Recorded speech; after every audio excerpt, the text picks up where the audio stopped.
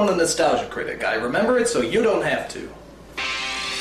Teenage Mutant fucking Ninja Turtles. This is the shit. When we were growing up, Ninja Turtles were everywhere. Comic books, TV shows, breakfast cereals. They even had a pie named after them. It tasted like splooge, but we didn't care. As long as it had the Ninja Turtles on it, we were happy. So when we heard they were actually making a live-action movie based on this phenomenon, we proudly pissed our pants with joy. We shit ourselves with excitement. We vomited up vast amounts of excrement, shit on it, rolled around in it, put it back in our mouths, and proceeded to vomit it up again in roaring anticipation. Okay, maybe only I did that, but still, bottom line, we were hyped as hell. These movies kicked ass back then, and I'm sure they're gonna kick ass now.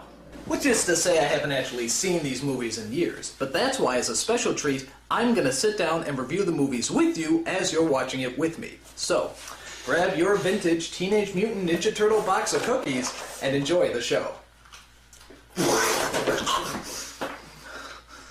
Just watch the movie.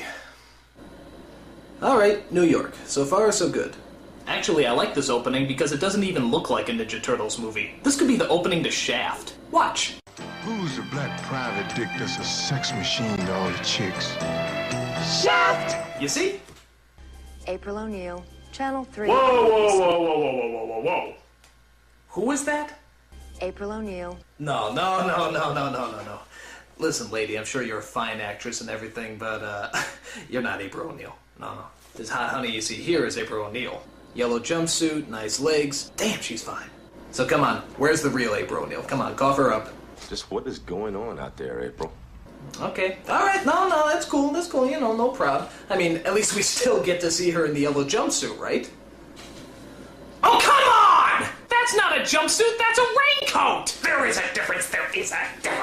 Look, you watching? I'll show you the difference. Here, watch close. Jumpsuit, raincoat, jumpsuit, raincoat, jumpsuit, raincoat, jumpsuit, raincoat, jumpsuit, raincoat, nothing alike! All I gotta say is the Turtles had better be a hell of a lot better. Awesome! Righteous! Excuse me one moment. Oh my god, look at those costumes! Those are incredible! That's exactly what radioactive ninjutsu reptiles in their late teens would look like! I mean, they're unbelievable! I mean, they're phenomenal! I mean, oh my god! I apologize for that, but even you have to admit those costumes are pretty incredible. The guy who put these all together was Jim Henson, the Muppet guy. And do you know how much those puppeteers have to squat in order to get their hands up those asses? It's not even worth thinking about. If this movie was done today, chances are they probably turned them all into computer-generated images. Oh, bullshit! They set out to rescue April from the evil Foot Clan, who want to destroy her because she's giving evil pajama-wearing psychopaths a bad name. Oh no, you didn't! Alright, April's gonna kick some ass. As you probably guessed, the Turtles save April and take her back to their home in the sewers. There she meets the Ninja Turtles' mentor, a giant rat named Splinter. And I have to admit, saying this all out loud is making me realize just how friggin' weird this movie is. Where did they come up with this stuff? So Splinter explains to April the origin and where they came from. You see, years ago, Splinter was just an ordinary pet rat in Japan. After his master is murdered, Splinter somehow makes it to New York and comes across a canister of ooze and 4 baby turtles. Within a day, both the turtles and Splinter grow in size and even begin to form words. Pizza! Pizza! It could happen! Splinter decides to name them after the famous Renaissance painters, because giant mutated turtles seem to scream of the Renaissance period. It made sense back then.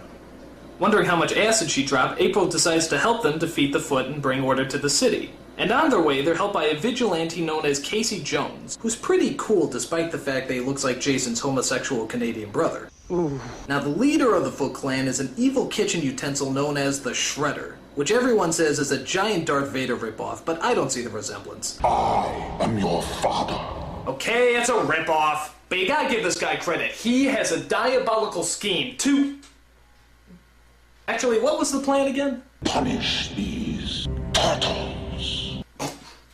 I'm sorry, I don't care how menacing or powerful you are, there's no way you can make punishing turtles sound threatening. I'm sorry, it's just not humanly possible. But, you see, he is using kids and teenagers to fight his battles. If you went up to a hitman and said you wanted them to hunt down some turtles, they'd probably laugh in your face. However, if you get a bunch of stupid kids, stone them off their asses, get dressed up in shiny metal, recruit them to be ninjas, and then ask them to hunt down some turtles? Dude, sign me up! Awesome! only problem with this plan is the costumes they're assigned. I mean, I know they're supposed to be ninjas and everything, but those costumes are so tight, I don't even think they can talk.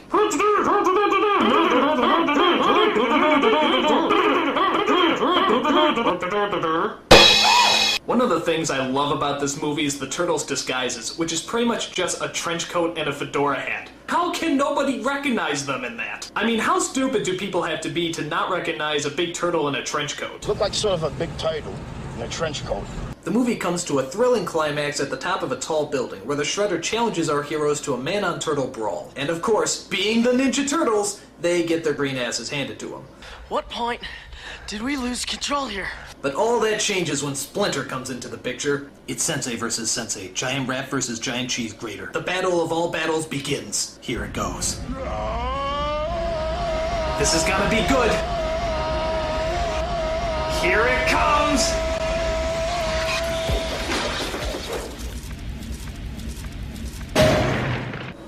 Bullshit! What kind of a battle is that? He sticks out his foot like a cartoon character and he trips? What a ripoff! All I gotta say is the next film had better be a lot better. Teenage Mutant Ninja Turtles 2, The Secret of the Ooze. And what exactly is the secret of the ooze? It was made in a laboratory. And that's about it. There's not really any surprises on top of that. Kind of a big letdown. But the Turtles are back. And this time around they're, well, more kid-friendly, I guess. After all the parents complained about the violence and swearing in the first film, you know, everything that made it good, the second film tones down the action and the bad language. So instead of using their weapons to fight people, they use stuff like cold food, belts, and yo-yos. You know, stuff you find lying around the house. So now all your kids will know how to turn ordinary household appliances into blunt, badass weapons. Thank you, parents of America. Idiots. And as for the bad language, I don't know. I don't remember too much swearing in the first film. Ninja kicked the damn rabbit! Damn! Okay. So every kid was swearing like a bastard after they saw this movie. But granted, it's a lot better than their original cut. Fuck that, man. Them niggas around the corner tripped out, man. Where my fuck that, man? Where my strap? Fuck that. Never let Spike Lee direct a children's movie. Can you believe this guy? So the story centers around the return of the sinister Shredder. After doing a short ripoff of Tim Burton's Batman, he gets back into action by plotting his revenge against those pop culture spewing reptiles. He steals a canister of ooze from that guy in Titanic and decides to make his own evil mutants. Within seconds, two innocent, harmless animals are transformed into the sinister duo of Bebop and Rocksteady. Yeah, like I said, Bebop and Rocksteady. Now the one scene everyone remembers is the fight scene that takes place in the whitest of all rap clubs, led by the whitest of all rappers. You guessed it, Vanilla Ice. Oh no! Gee, it looks like they're pretty freaked out about all those monsters breaking into their club. But wait a minute. I think the Ice is feeling something. I think he's conjuring up a rap, a sort of ninja rap, if you will. Yo, it's the Green Machine. He is! Look at that, a totally unrehearsed yet somehow totally choreographed rap scene entirely made up on the fly. What talent. I gotta tell you, this guy is going places. Like the unemployment line. So the film climaxes as the Shredder drinks what's left of the mutated ooze and turns into a mutant himself. Jesus Christ, look at that. That is a badass villain. It's a super shredder! Alright, this is gonna make up for the shitty climax in the last movie. 4 mutant turtles versus 1 giant mutant shredder. This is gonna be good.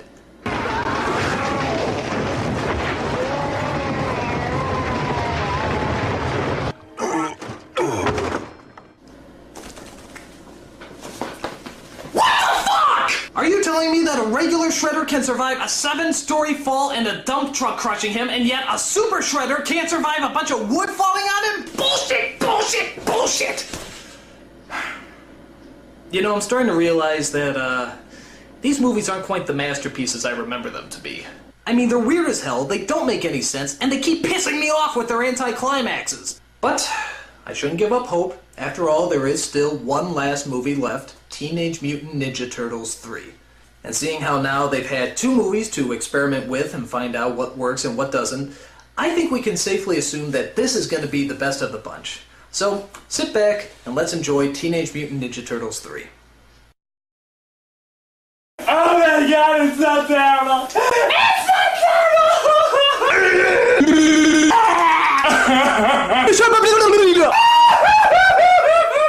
This is the worst thing that no one should ever have to see. It's awful. It's terrible. It's so bad I am forced to make up a word to describe how bad it is. This movie is horribifuckus. It's the most horribifuckus movie I've ever seen in my entire life. Okay, like I said, these movies aren't the masterpieces we remember them to be. But it's best not to look at them as movies, but more as a homework assignment.